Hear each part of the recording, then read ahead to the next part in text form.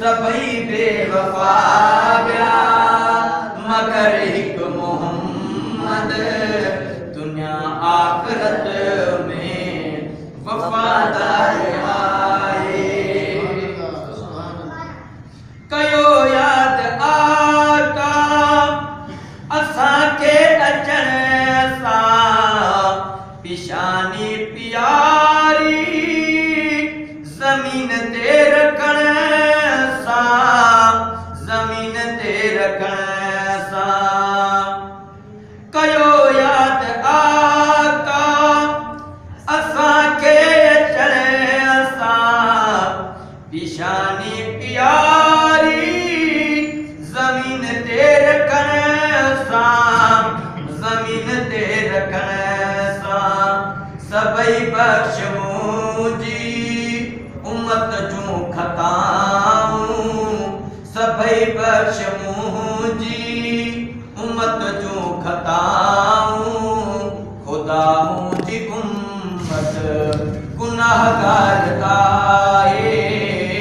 सभई बेवफा ॿिया मगर हिकु मोहम्मद दुनिया आख़िरत में वफ़ादार आहे।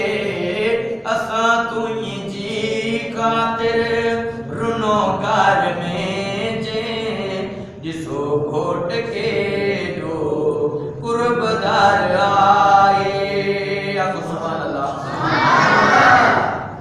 असांजी फिक्र में सॼी राति बि कयो ख़ुदा खे मन जात बि रहम कर इलाही फज़ल कर इलाही रहम कर इलाही फज़ल कर इलाही। तुझी ज़ात गफ़ार आहे। सभई बेवफा ॿिया मगर हिकु मोहम्मद दुनिया आख़िरत में वफ़ादार आहे। असां तुंहिंजी ख़ातिर रुनोगार में जे ॾिसो घोट केॾो कुर्बदार आहे।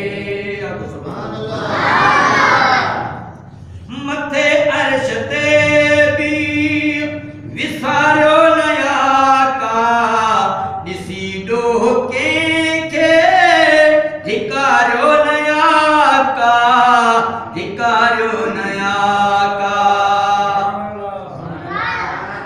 मथे अर्श ते बि विसारियो न आका ॾिसी ॾोह कंहिंखे धिकारियो न आका धिकारियो न आका। ज़ईफ़न यतीमन गुनाहगारनि सां ज़ईफ़न यतीमन गुनाहगारनि सां हबीबे ख़ुदा जो वॾो प्यार आहे। सभई बेवफा ॿिया मगर हिकु मोहम्मद सभई बेवफा ॿिया मगर हिकु मोहम्मद दुनिया आख़िरत में वफ़ादार आहे। हशर में जॾहिं ख़ासि मेज़ान थींदो उते पोइ मोहम्मद ज़ीशान ईंदो ज़ीशान ईंदो। हशर में जॾहिं ख़ासि मेज़ान थींदो उते पोइ मोहम्मद ज़ीशान ईंदो ज़ीशान ईंदो।